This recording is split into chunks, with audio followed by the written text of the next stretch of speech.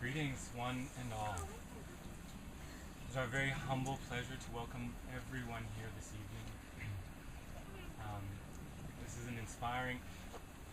The intention for this evening is essentially to further the process of unification that has already begun here in Nelson and around the world, uniting the peace-loving people of the planet.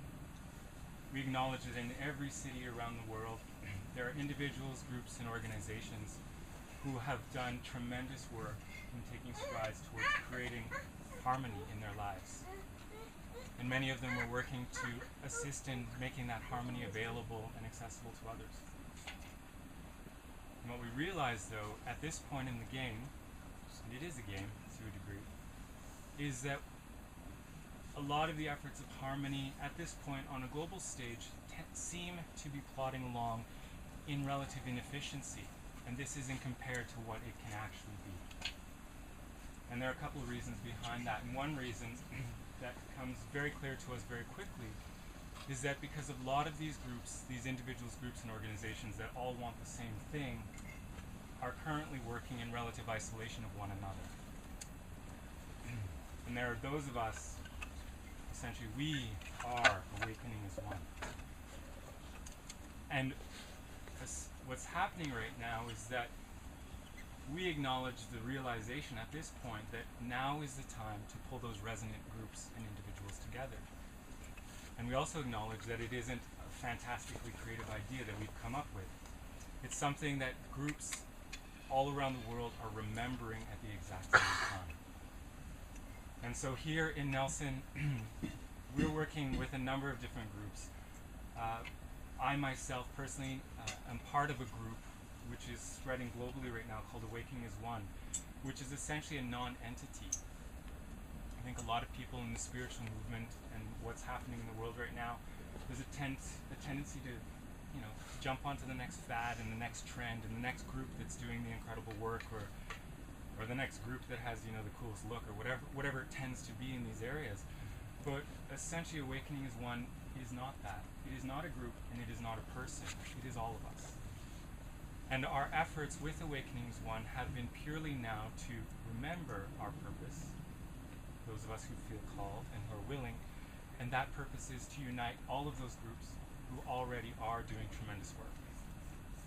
We've held two initial meetings here in Nelson called community councils. The first one was attended by 10 people, and a couple of those people are here this evening.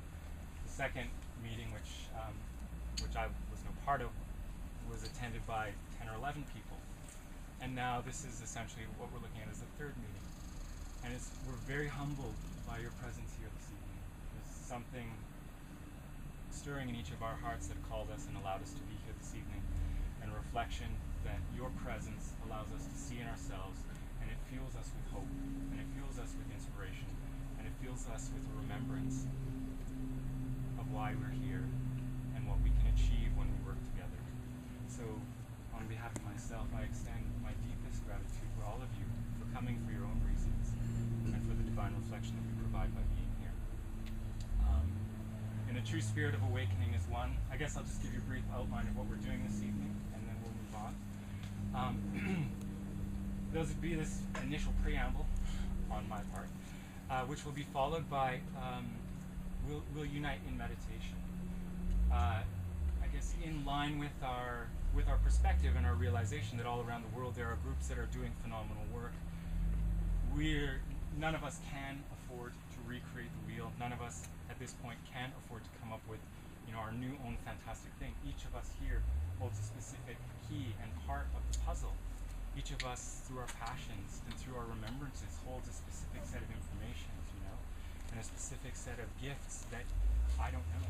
I can tell a good story, and I can make movies, and I can stir some people up, and this is my skill. I don't know how to survive. I don't know how to feed myself apart from my reliance on this current system. I don't know how to, build a 12-month greenhouse. I'm not a tremendous spiritual leader or anything like that. I'm not a healer. I don't have skills in traditional Chinese medicine. So there are people here who have all of those skills, and what we're looking at doing on a community level is inspiring people now to start coming together and to start sharing their skills and to start speaking. Right now, if we each search our hearts right now, the world is asking us, as we just come out of the tail end of the BP oil disaster, which is not over, in fact. But it was incredible to watch, to have it proven to us, and it was prophesied by the Hopis. It was the 7th or 8th sign in the Hopi prophecies that said that the oceans would turn black and that many animals would die. And the prophecy after that, the sign after that, I think, is the 8th prophecy, which says, and then they will come. Those with long hair will come. Those youthful people, they will unite and they will come. And, it's not our fantastic idea. The Hopi said it a long time ago now. But what the Mother Earth and the experience that has happened, a lot of people say, oh, and they can be angry about it, but it was what was needed to inspire those of us to actually start looking at the world we're living with truth. And now to start infusing our relationships and our lives with truth and purpose. And so we are here. It is our life's only path and purpose, our sole desire to learn how we may work together. We know what gifts we have and what skills we have, and we humbly throw them at your feet and ask you to reveal your gifts. And let us open the lines of communication to see what we can begin to build together, to support each other. I'll mention them right now. 3 essential truths of our times. We create films and stuff like that. These 3 essential truths, quite liberating if we have the opportunity to examine them very truthfully. It can be quite liberating. Not everyone's ready to examine these truths. But 3 essential truths of our time that we offer for those who are willing to examine them. The first essential truth being that we, in living for a motivation of self-gain, that is wanting more money, more pleasure, and more prestige in this world, are the only engines that drive this current system. And therefore, we hold the power to stop it. The second essential truth of our time, also very liberating, is that this system which we are driving has proven itself to be unsustainable in its current trajectory. It is a path of self-destruction.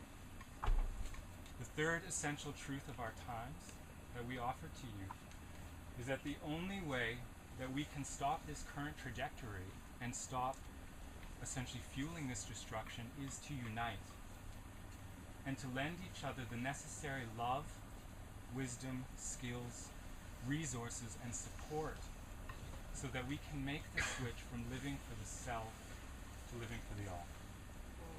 And this is what we offer. For those who are willing to look at these truths, we realize now that we need each other. So here we are today, answering, I think, again, honoring everyone for answering this call. This something inside of us that draws us together to share these truths. It has been said that truth acknowledged in numbers unites hearts. That's one thing for me to, sit down at a coffee shop and be like, hey, don't you think that, if we keep living this way, it could be kind of dangerous, or where are we going, or what's the meaning of it all anyway? But if 30 or 40 or 50 of us can come together, and each of us in our own space and each of us in our own time, but if we can come together and resonate and reinforce for those, only for those, it's a free will universe, but those who feel these truths, to speak those truths up and acknowledge them to each other. Thereby, we lend our strength to each other, we lend our belief to each other,